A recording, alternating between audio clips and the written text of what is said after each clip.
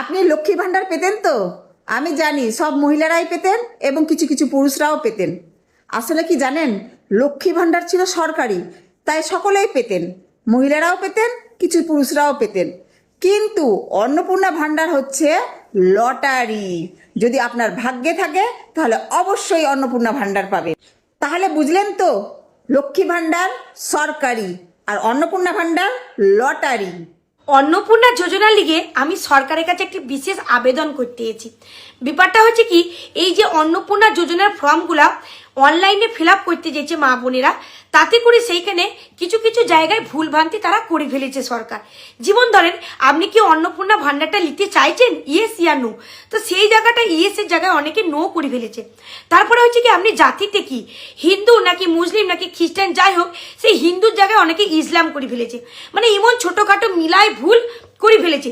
তারপরে ঘর কটা আছে, তারপরে হচ্ছে কি জায়গা কতটা আছে, এমন অনেক রকমেরই ভুল ভ্রান্তি অনেকেই করে ফেলেছে। তারপরে হচ্ছে কি অনেক মেয়েদের বিয়ে হয়ে গিয়েছে, অথচ শ্বশুর বাড়ির কোনো ডকুমেন্টস না থাকায় বাপের বাড়িতে করেছে, তাতেও নাকি তারা পেছে না। এখন তারা বলছে সেটা ঠিক করতে চাইছে। তা সেই ঠিক করা লিগেন যখন অনলাইনে যেছে, তখন তারা বলছে কি এখানে এটা ঠিক করা যাবে না, বিডিও অফিসে যান।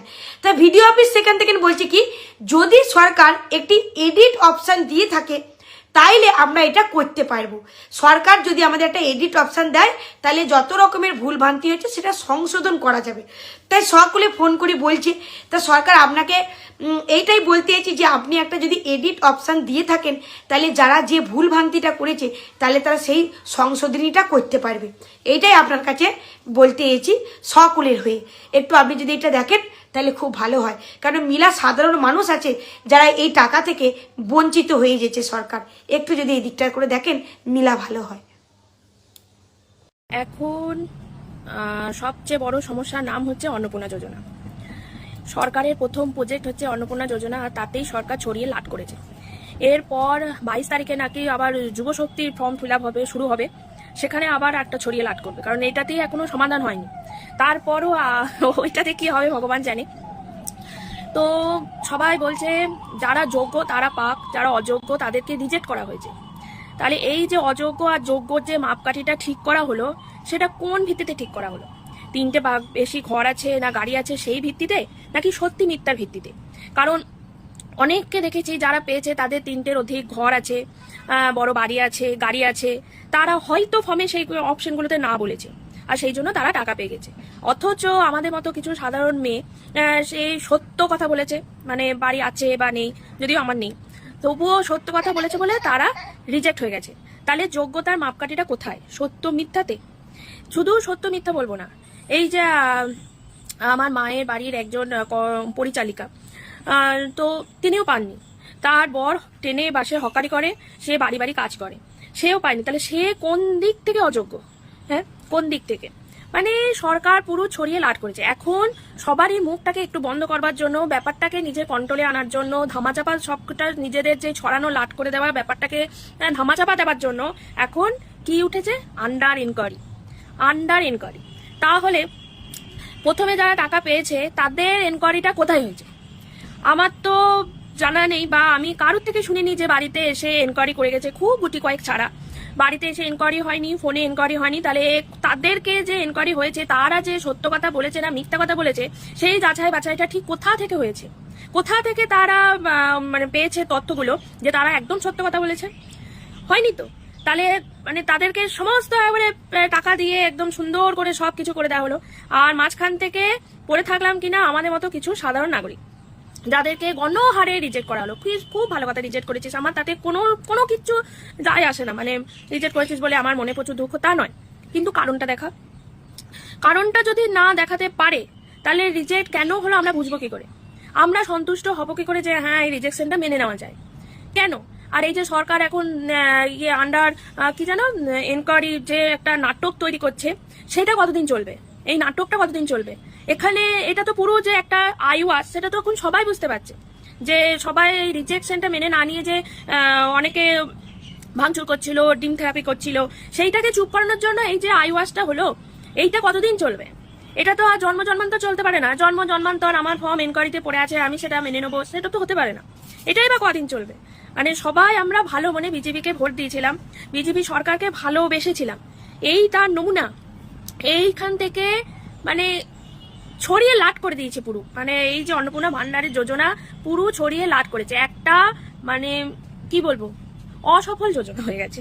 তো যাই হোক, দয়া করে আন্ডার এনকোয়ারি সত্যি সত্যি স্টার্ট হোক, এবং যারা টাকা পেয়েছে তাদেরও স্টার্ট হোক।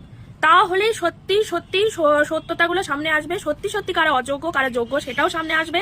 আর এই যে আইওয়াস এটাও বন্ধ হোক। এইটুকুই এখন শুধু বিজেপি সরকারের কাছে মানে সাধারণ নাগরিক হিসেবে দাবি জানাচ্ছি। জানি না সেটা কতটা সফল হবে। নমস্কার, শুভ সন্ধ্যা। আমি সুতপা, অঙ্গনওয়াড়ি কর্মী, মিনা খাবলা।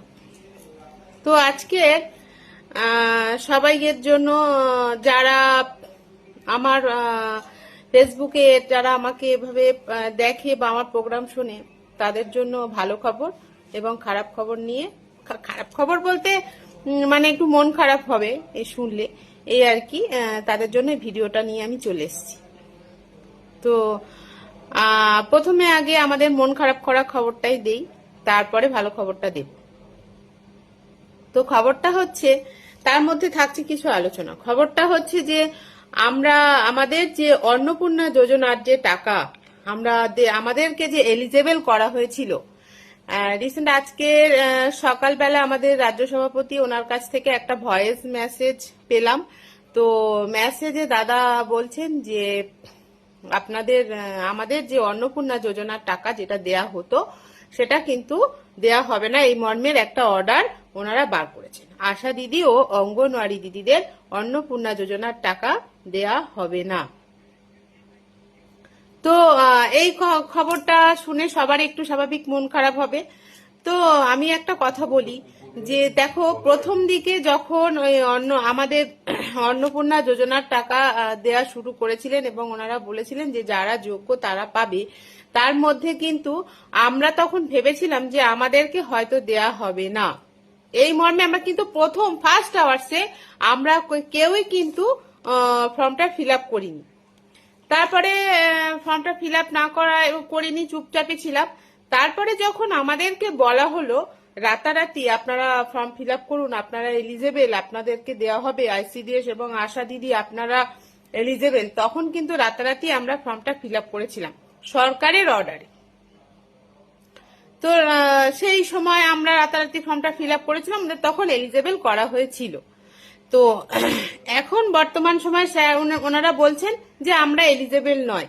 তো সরকারের কথা বলেছেন, উনি যেটা ভালো মনে করেছেন সেটা উনি করেছেন।